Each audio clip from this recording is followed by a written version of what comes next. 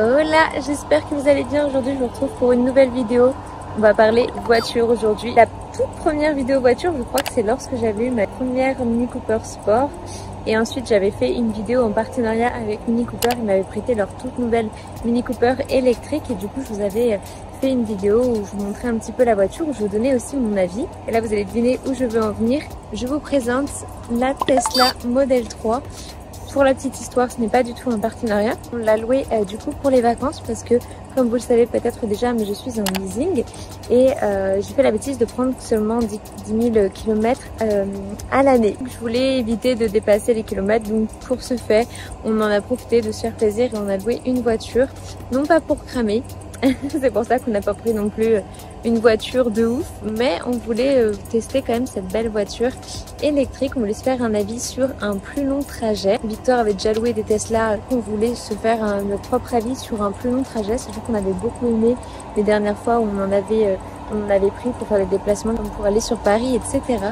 Donc du coup voilà, j'ai reçu pas mal de questions sur Instagram au sujet de cette voiture. Je me suis dit que j'allais en profiter, qu'on la loue pendant toutes nos vacances. Là je fais cette intro, on est actuellement dans le sud de la France et on est en train de recharger la voiture. Bref, je ne parle pas plus longtemps, je commence la vidéo sur la Tesla tout de suite. Let's go!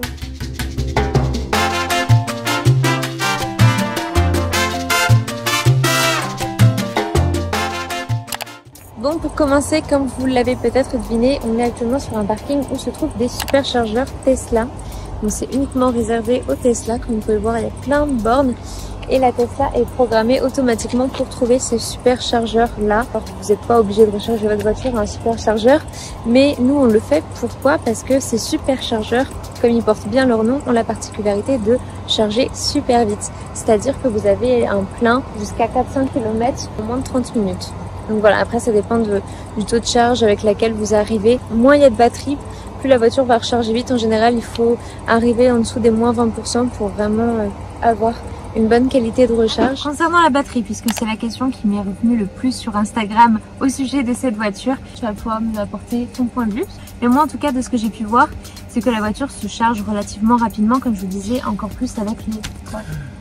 Continue. La voiture se charge rapidement si vous accédez à des superchargeurs Tesla, comme je vous l'ai expliqué. Nous, c'était compris dans notre contrat de location, donc c'est des chargeurs qu'on ne paye pas, donc ça c'est un gros point. Malgré le prix de la location, on va en parler à la fin de cette vidéo.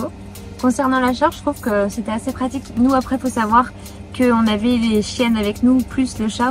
On est parti en vacances avec 3 animaux. D'ailleurs, je vous invite à aller voir ma vidéo publiée sur ma chaîne YouTube à ce sujet, si ça vous intéresse de connaître toute l'organisation pour partir en vacances avec ces animaux. C'est quand même relativement obligé de faire des pauses assez régulières.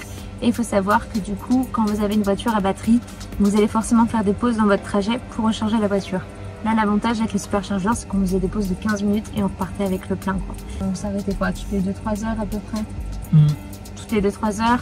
Là, pour vous donner une idée, le trajet Havre-le-Sud, on s'arrêtait combien de fois? 4 fois. Après, même si vous n'avez pas d'animaux, juste vous allez à une station-service, vous prenez un café, vous allez aux toilettes, en vrai ça passe super vite. Hein. Dans tous les cas, techniquement, on devrait s'arrêter, selon le cadre légal, toutes les 2 heures. En plus. Donc, il calcule ton trajet pour que tu n'aies pas besoin de faire des charges complètes à chaque fois. Parce que sinon, le trajet, en gros, en 2 charges complètes, on peut le faire largement. Et encore, ça c'est le modèle d'entrée de gamme. Il y a un modèle performance et un modèle dual motor qui te permet d'aller jusqu'à 650 km d'autonomie. C'est la blanche qu'on avait et qui était très bien. Ouais. Et celle-là, elle a 425 km d'autonomie. En réel, ça fait 400 km. Durant tout le trajet, il te fait des petits stops. Tu la recharges 15 minutes. Et en plus, il calcule en fonction des superchargeurs, il te dit où c'est qu'il y a une borne. Alors pas forcément les superchargeurs, mais toutes les bornes électriques, tu peux rechercher en fonction. Moi j'avais demandé de faire que avec des superchargeurs au moins.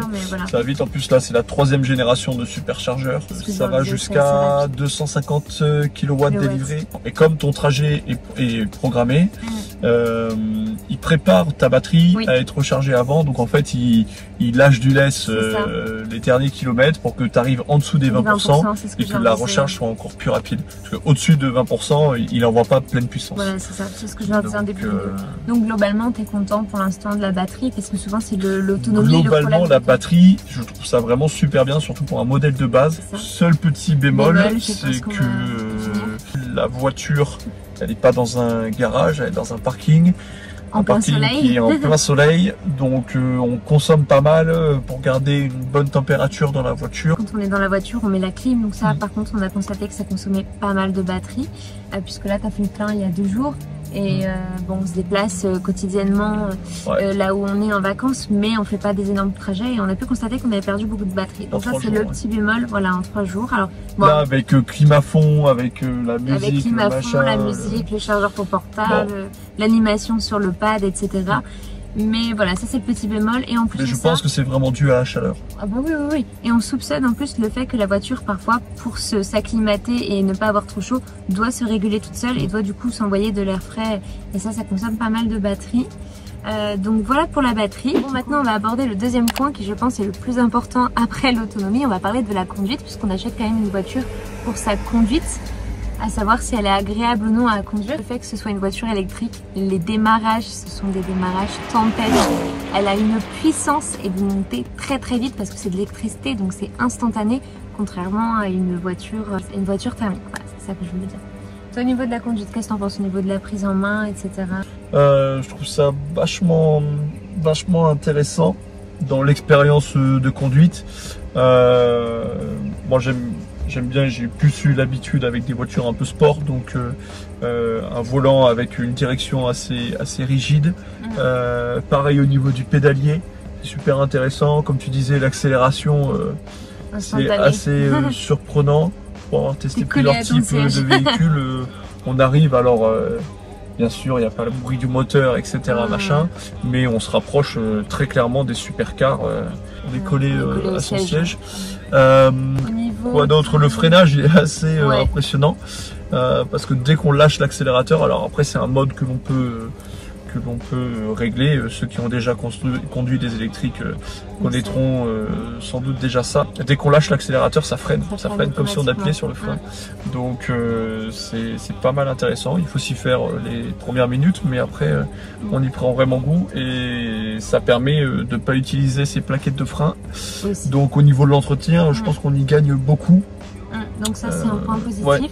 Autre point positif que j'aimerais rajouter par rapport à la conduite, c'est que c'est très sécurisé puisque tout est conçu, vraiment il y a plein de gadgets qui fait que la voiture va se régler toute seule. Par exemple, si vous approchez trop vite d'une voiture, elle va elle-même freiner, ralentir. On a les caméras latérales, on a la caméra arrière, caméra avant, donc on a toutes les dashcams en fin de compte. Je vous montrerai en vidéo. Enregistrent. Elles savent, en fait, elles enregistrent en continu. S'il se passe rien, elles n'enregistrent pas. S'il se passe quelque chose, elles enregistrent. Elle détecte une personne devant la voiture. Et la voiture lui indique qu'il est en train d'être filmé. Donc ça permet de repousser, je pense, pas mal de petites personnes qui pourraient être mal intentionnées. Par exemple, on va vous montrer des images qui ont été prises au moment où on était garé pour aller à la plage. Donc là, vous voyez, ils ont détecté une personne. Donc là pour le coup tout se passe très bien. On a la caméra avant, on a aussi la caméra arrière, la caméra droite, caméra gauche. Vu qu'on est sur la tablette, je vais en profiter de vous parler de la tablette. Moi personnellement je trouve ça hyper esthétique et hyper simple à utiliser. Toi qu'est-ce que tu en penses au niveau de la tablette? Il y a rien à dire. Moi c'est ce que je préfère dans cette voiture, c'est qu'on a toutes les informations. Le GPS est vraiment top, il y a des mises à jour qui sont quotidiennes, donc ça permet d'avoir quelque chose qui est toujours bien. Là en fait il est en train de consulter l'archive des vidéos de l'ensemble des vidéos qui ont été prises durant la journée. Donc sur la tablette on aura toujours cet écran, ça te permet en fin de compte de voir ton véhicule. Alors là il est en train de charger, donc il me dit qu'il ne me reste plus que 9 minutes, on est déjà à 377 km d'autonomie, donc là faible puissance parce qu'on est en fin de charge. Je peux ouvrir le coffre à l'avant, je peux verrouiller tout le véhicule, je peux ouvrir aussi le coffre à l'arrière. Là, c'est au niveau de ma musique. Donc, tout peut être géré par rapport à ça. On a l'intégration directement d'Apple Music, de Spotify, Tidal, le Bluetooth forcément, la radio, TuneIn. TuneIn, c'est aussi la radio si je me trompe pas. Et karaoké, on a même une option karaoké dans la voiture. Testé. Ouais, ce petit logo, c'est pour accéder aux paramètres du véhicule, au niveau des contrôles. Ça, c'est tout ce qui est éclairage des feux. Là, on a verrouillage des vitres, la sécurité enfant, la boîte à gants aussi qui s'ouvre lorsque j'appuie. Hop, ici, clac. Ça s'ouvre. Alors, ne faites pas une mise à jour. Nous, on a fait cette bêtise-là. Ne faites pas une mise à jour si jamais vous êtes dans la voiture et que vous souhaitez l'utiliser. Parce que nous, on a fait une mise à jour au même moment et on était bloqué. Ça, c'est le petit bémol. Il prévoit environ 1 heure de mise à jour la plupart du temps. Et c'est vraiment 1 heure où on n'a pas à toucher au véhicule. Il peut pas se recharger, il peut pas démarrer. C'est pour les grosses mises à jour, hein. C'est pas pour les petites mises à jour de carte. Pédalier et direction. Donc ça, on peut tout régler. La recharge, on peut dire, moi je veux pas une recharge jusqu'à 100%. Pas mal de personnes disent que ça abîme la batterie. Alors là, c'est vrai que c'est en location, mais je pense que sinon on reste à 90%. On a toutes les commandes de l'autopilote. Donc au niveau des kilométrages, l'avertissement en collision frontale, l'évitement de franchissement de ligne, on en parlait tout à l'heure. Oui. On a le freinage d'urgence qu'on peut régler aussi, limitation d'accélération en fonction des obstacles, signal sonore pour le régulateur de vitesse. Enfin bref, tout ça c'est l'autopilote. On peut régler l'éclairage, l'affichage. On a un mode aussi pour nettoyer l'écran, pour que quand on nettoie l'écran, on ne touche pas à tout. Les trajets, donc les distances qu'on est en train d'effectuer. Au niveau de la sécurité, au cas où il y a un problème, on a un appel d'urgence. Le mode sentinelle, ça c'est pour la voiture lorsqu'elle enregistre quand le véhicule est verrouillé, qu'on n'est pas dedans, pour qu'elle enregistre ce qui se passe autour. On a l'entretien du véhicule, le logiciel et les mises à niveau. On a le réglage de la clim. Ah, ça c'est super, ça faut leur montrer. Où on peut régler en fin de compte la direction de l'air. Donc ça c'est vraiment super intéressant parce que c'est très précis. C'est hyper précis. Et là on a les doubles splits au niveau du passager. Alors, il y a un mode maintien, donc maintien de la température. Il y a un mode chien au cas où si on laisse les animaux dans la voiture. Donc là on voit que c'est mis plus fort pour être sûr que le chien n'ait pas de problème. Et il y a un mode camping aussi. Ça en fait ça permet de camper. Attends, il y a un moustique. Ça permet de dormir dans son véhicule. Du coup, je me semble avoir vu, c'est les sièges chauffants, si je me trompe pas. Là, on a les sièges chauffants. Alors, je pense que ça doit être de l'option en plus, mais en tout cas, dans celle-là, il y a les sièges chauffants. Et puis, bien sûr, il y a la clim en automatique ou en normal. Ça, c'est les différentes caméras. Ah, ça, c'est bien. Donc, vue arrière, vue latérale gauche, vue latérale droite. Ici, en fin de compte, on va avoir toutes les applications, donc les dashcams. L'application énergie, donc ça on voit l'utilisation de la batterie depuis la recharge. Voilà, c'est intéressant parce que si on n'avait pas mis la climatisation, on aurait gagné 98 km. On peut faire aussi des réunions zoom. On a le mode cinéma où du coup on peut avoir accès à Netflix, Disney+, YouTube, etc. Pendant les recherches parfois. Par exemple. Alors il faut vous connecter à la Wi-Fi par contre. Je me suis mis en partage de connexion. Après je sais qu'il y a des abonnements directement via Tesla pour avoir la Wi-Fi. Internet n'importe où on va. On a arcade, donc c'est tous les jeux qui sont jouables directement depuis la... On peut connecter une manette directement dessus. Ouais, ça c'est vrai. La Toy Box, ce qui est assez drôle, pour par exemple mettre des sons de klaxon personnalisés. Donc par exemple si je prends un vieux klaxon, je sais pas si vous allez l'entendre. Le paix, vas-y, montre-leur le paix. Faire des types et tout. Donc ça, c'est à l'intérieur, c'est pas Non, c'est à l'extérieur, c'est à l'extérieur. On a jeu de lumière, donc jeu de lumière, c'est pas mal. On a la boombox, ça c'est pour envoyer le morceau, en fait, quand on est en extérieur et qu'on se serve de sa voiture en tant que haut-parleur. Enfin voilà, pas mal de petits trucs au niveau de la toy box, c'est assez intéressant. On a un navigateur internet où on peut aller voir directement. Faire une recherche. Et ça envoie de la chaleur quand on le met. Lorsqu'on active, en fait, ça va envoyer en plus, donc il y a ce beau feu de cheminée, mais en plus ça envoie des soirées Netflix and chill dans la Tesla. Et on a accès à, c'est directement accès à Google.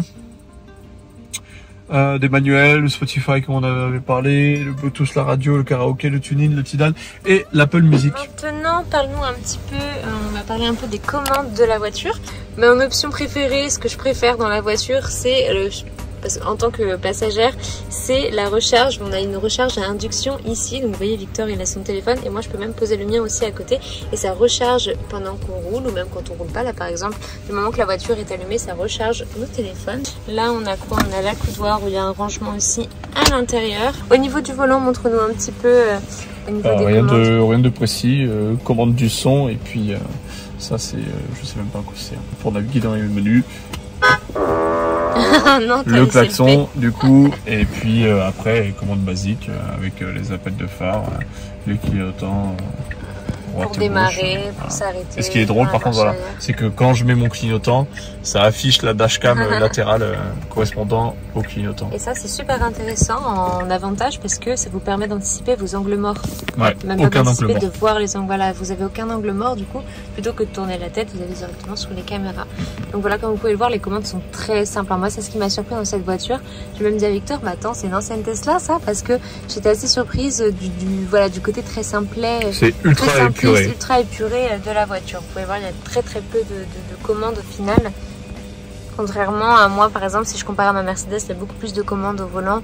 Le volant est beaucoup plus travaillé. Il y a des LED partout dans la voiture, etc. Là, c'est beaucoup plus simple, mais pour autant, ça a son charme aussi. Bon, je vous retrouve maintenant.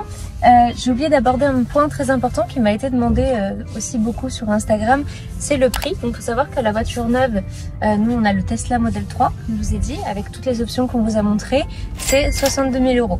62 000 € neuf. Après je sais qu'il y a possibilité de faire des leasing, hein, c'est ça, hein, en passant directement sur le site. Je crois que ça se fait uniquement par internet, sur le site de Tesla. Voilà.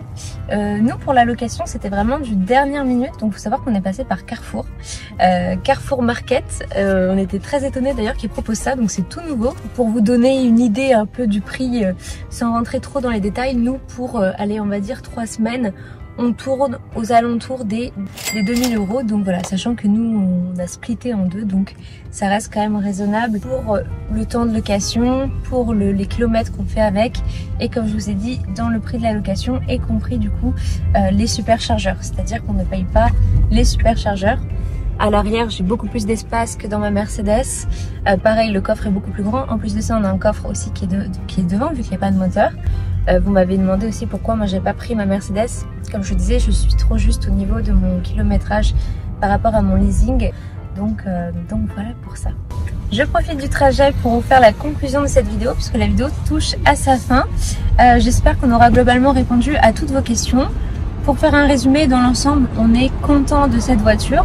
Il y a quelques inconvénients comme dans toute voiture, mais on va dire que la plupart des avantages prennent le dessus. Le fait d'avoir une expérience sur un plus long trajet nous donne encore une autre idée de ce véhicule-là. Donc non, franchement, c'est validé pour nous. Donc voilà pour ça, n'hésitez pas en commentaire si vous avez d'autres questions à me les poser. N'hésitez pas à liker cette vidéo pour encourager ce type de contenu. N'hésitez pas à me suivre aussi sur ma chaîne YouTube pour ne manquer aucune prochaine vidéo. Et moi en attendant, je vous fais de très gros bisous et je vous dis à très bientôt pour une prochaine vidéo. Ciao ciao.